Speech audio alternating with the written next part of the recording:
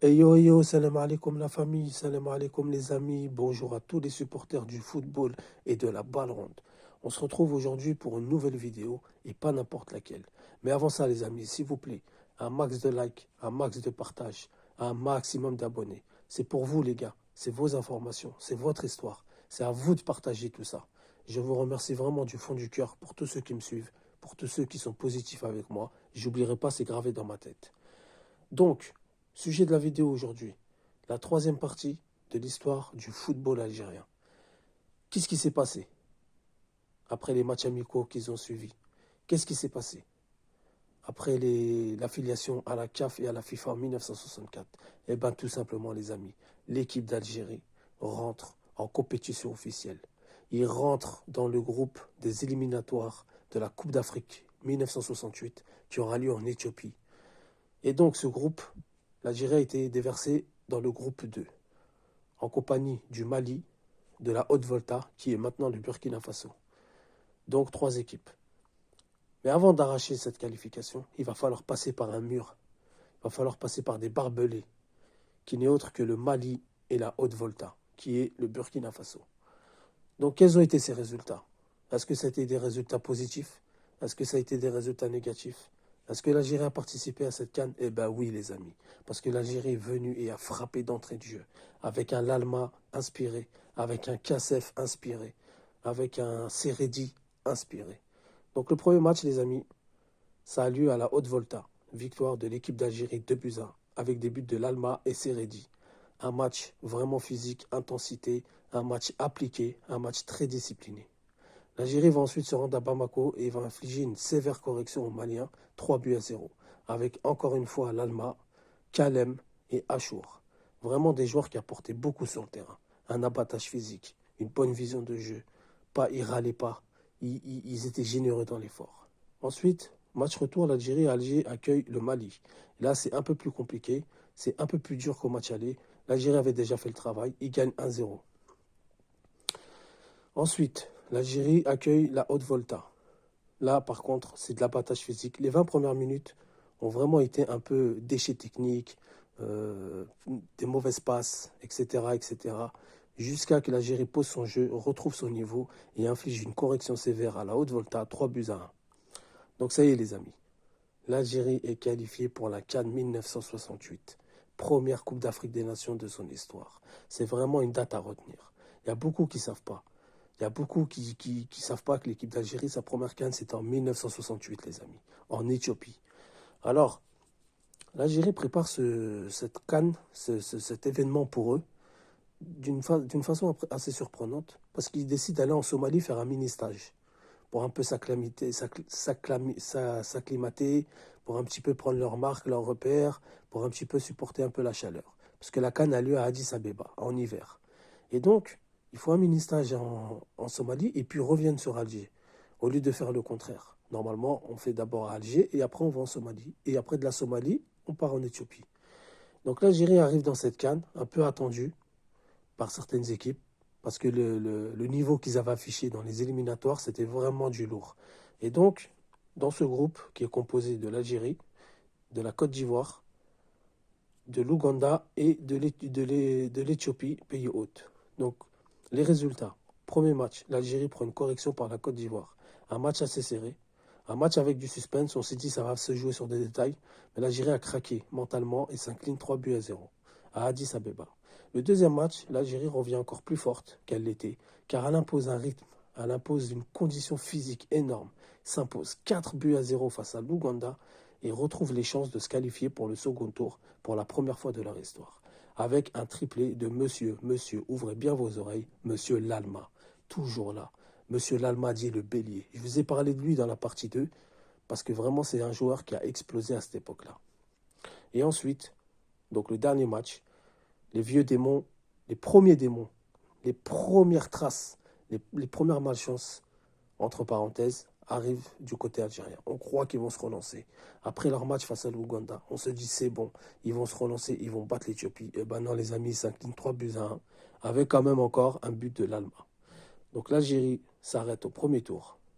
L'Algérie est éliminée au premier tour pour sa première Coupe d'Afrique des Nations 1968. Mais il y a un événement qui va marquer l'Afrique, c'est ce joueur, l'Alma. Il me semble que c'est le seul joueur de tous les temps de la Coupe d'Afrique des Nations qui a été élu le meilleur joueur sans passer le premier tour. Il a été élu le meilleur joueur sans passer le premier tour. Il a fait une CAN extraordinaire. Il est là physiquement, il est là mentalement, il a une vision de jeu extraordinaire, les amis. Vous ne pouvez même pas vous imaginer. Moi, je suis comme vous, les amis. Je ne l'ai pas vu de mes propres yeux, mais j'ai vu des images. J'ai fait des recherches sur les archives. Je peux vous dire que c'était du haut niveau. Il faut vraiment être fier d'avoir eu des joueurs comme ça. Donc après cette Coupe d'Afrique des Nations, l'Algérie n'est pas abattue, au contraire. Elle sait qu'elle a fait quand même une bonne petite participation avec une victoire 4-0 sur l'Ouganda. Ensuite, on se dit, c'est bon, l'Algérie rentre parmi l'ogre africain. L'Algérie rentre dans cette bulle de la Coupe d'Afrique des Nations, on ne sortira jamais. C'est ce que tout le monde pense. Qualification de la CAN 1970. Au premier tour, l'Algérie affronte le Maroc. Elle s'impose 2-0 à Alger avec un match maîtrisé de bout en bout. Si aurait eu 3-4-0, c'était pas volé. Vraiment un match maîtrisé. On rentre dans la constance, on rentre dans l'organisation tactique, etc., etc. Au match retour, elle s'incline 1-0 au Maroc. Donc, un match auquel ça a été rythmé entre deux pays voisins, un derby à l'état pur. Ça a été rythmé, il y avait des fautes, il y avait du physique. Et donc, le Maroc ouvre le score dans ce match avant la mi-temps et ne reviendra pas au score. Ne cherchera à mettre le deuxième but, mais l'Algérie a maîtrisé son match défensivement et au milieu de terrain. Et l'Algérie a même eu des occasions d'égaliser. Au deuxième tour, là, elle tombe sur la République arabe unie. Il faut savoir qu'à cette époque-là, l'Égypte, la Syrie et la Jordanie étaient fusionnées, faisaient un même pays. Et donc, la République arabe unie, qui est l'Égypte aujourd'hui. Les premières traces de compétition officielle entre les deux pays, on va dire que c'est bien celle-là. Parce que la République arabe unie s'impose en terre égyptienne 1-0, mais avait vraiment souffert pendant ce match, avait vraiment du mal à ressortir le ballon. L'Algérie a vraiment pressé. Et on se dit au match retour que l'Algérie va se qualifier sans problème. Eh ben non, la malice des Égyptiens, le vice des Égyptiens est revenu, a fait surface, et l'Algérie fait 1-1 et est éliminée de la CAN 1970. On ne dramatise pas. On se dit, bon, la prochaine, ça va être la bonne. La prochaine Coupe d'Afrique, on va y aller, etc., etc. Sauf que lors des qualifications pour la CAN 1972, on tombe sur le premier tour contre le Maroc. On les bat 3-1 à Alger, avec un match dominé de bout en bout, avec vraiment peu d'erreurs, peu de déchets techniques. Et là, on se dit, c'est bon. Eh ben non, car le match retour, il nous gifle. 3-0. On n'a rien compris de ce qui s'est passé. On était favoris, on jouait mieux que les 20 premières minutes. Mais nos démons, les premiers démons qui nous suivent jusqu'à maintenant sont sortis dès cette époque et ont fait qu'on soit éliminé. Qualification pour la CAN 74, les amis. Au premier tour, match contre la Libye, il déclare forfait, on est qualifié. Second tour, on se fait éliminer par l'Ouganda qui prend sa revanche sur nous lors de la CAN 1968 où on les avait humiliés sur le terrain, où on ne les voyait pas, ils étaient vraiment, vraiment en difficulté. Et là, ils prennent leur revanche. On s'incline 2-1 en Ouganda et on fait 1-1 à Alger. On se dit, mais comment, c'est pas possible. Avec tous les joueurs qu'on a, avec la belle équipe qu'on a, on n'arrive même plus à se qualifier. Et ça sera comme ça jusqu'à la CAN 1980, les amis. Mais avant ça, je vais vous parler d'un grand événement qu'il y a eu. Je vais vous parler d'une grande compétition aux yeux des Algériens. Et on l'a maîtrisé de bout en bout. Et on peut être fier de cette époque-là. On peut être fier de cette équipe-là. Les Jeux méditerranéens qui se produisent à Alger en 1975. Le président de la République de l'époque, M. Ouari Boumedienne, a mis une pression sur les joueurs, a mis vraiment, vraiment de la pression sur la tête des joueurs. Il a dit on ne peut pas perdre ces matchs-là, notamment face à la France. La France, il faut savoir qu'à cette époque-là, on les a rencontrés 2 fois, en match de poule et en finale. Mais avant de parler de la finale, les amis, parce que l'Algérie a vraiment fait un parcours honorable, a vraiment, vraiment rendu fiers tous les Algériens ce jour-là. Donc, le groupe est composé de 5 équipes. La France, la Grèce, l'Égypte, la Libye et l'Algérie. Donc les résultats sont assez simples, sont assez normaux et sont assez ce qu'on voit par la suite dans les années 80. C'est-à-dire que l'Algérie se retrouve le premier match avec la France. Il s'impose 2-0 avec des buts de Draoui et de Iril. Le match suivant, l'Algérie rencontre la Grèce où il s'impose 5-0 s'il vous plaît, 5-0 avec un doublé de Draoui, un but de Safsafi si je me rappelle bien. Ouais, c'était ça. Et Betrouni. Et je crois que la Grèce avait mis un but contre son camp où il y avait un penalty, un truc comme ça. Vous ferez vos recherches et vous me direz en commentaire. Ensuite, elle rencontre l'Égypte. Elle s'impose 1-0 car l'Égypte nous a assez fait de la malice dans les éliminatoires de la CAN précédente, et donc Draoui marque le but et s'impose 1-0. Jeux méditerranéens qui ont été vraiment pris à cœur comme une Coupe du Monde pour nous. Et le dernier match, l'Algérie s'impose face à la Libye 2-1 avec un doublé de Kedour ou Kadour si je me rappelle bien. Donc l'Algérie est qualifiée en demi-finale. L'Algérie fait un bon parcours devant son président de la République qui a fait construire le stade du 5 juillet 1962 pour cet événement, pour accueillir la France. Vous imaginez la pression? Il n'a pas appelé le stade Chouhada, le stade Intel, le 5 juillet 1962 parce que le premier match, l'Algérie jouait face à la France. Donc sous les yeux du président de la République, M. Ouari Boumedienne, qui a assisté en personne au match, qui a dit que je remettrai la coupe seulement aux Algériens, il est là. Et il va se rendre pour la demi-finale face à la Tunisie, face aux voisins tunisiens, un derby tunisien, où ils s'imposeront 2-1 avec 2 buts de Naïm et Draoui. Draoui, vraiment un joueur exceptionnel, vraiment un joueur à part entière, un autre style de jeu. Pareil, technique, abattage, vision de jeu. Vraiment des joueurs, une composition vraiment extraordinaire. Et un Français à l'époque, qui s'appelait Bruno, je ne sais plus comment, a dit « L'ambiance que j'ai vue dans le stade ce jour-là, je n'ai vue nulle part ailleurs ». Je ne dis pas qu'on a les meilleures ambiances, qu'on a les meilleurs stades, mais quand le stade du 5 juillet est rempli et que ça chante, croyez-moi que c'est quelque chose. Allez demander aux Serbes, ils vont vous dire. Pourtant, chez eux, c'est déjà brûlant. Quand ils sont venus chez nous, ils ont vu la patate. Et donc, la finale, que tout le monde connaît, je pense, que ceux qui ne la connaissent pas, c'est pour ça que je la raconte. C'est pour ça que je parle de l'histoire du football algérien. La finale face à l'équipe de France. Algérie-France, en 1975, en pleine période de décolonisation, en pleine période où l'Algérie est active pour les mouvements d'indépendantistes en Afrique et partout ailleurs. Elle rencontre la France, elle rencontre son ancien colonisateur, elle rencontre son ancien bourreau, elle rencontre son pire cauchemar de M. Ouari Boumedienne, l'équipe de France, devant ses yeux, au stade du 5 juillet 1962, archi comble. Des vieux, des jeunes, archi comble.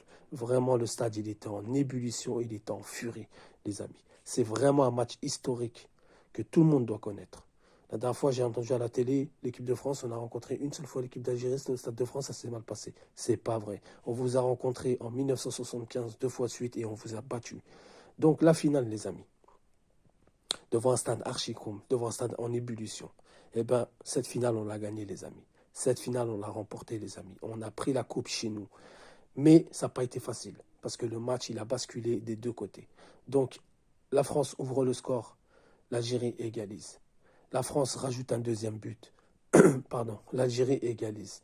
Et là, avant que l'Algérie égalise, la France mène 2-1. Il reste 5 minutes de jeu. Un truc comme ça, je ne sais plus, mais il ne restait pas beaucoup de temps.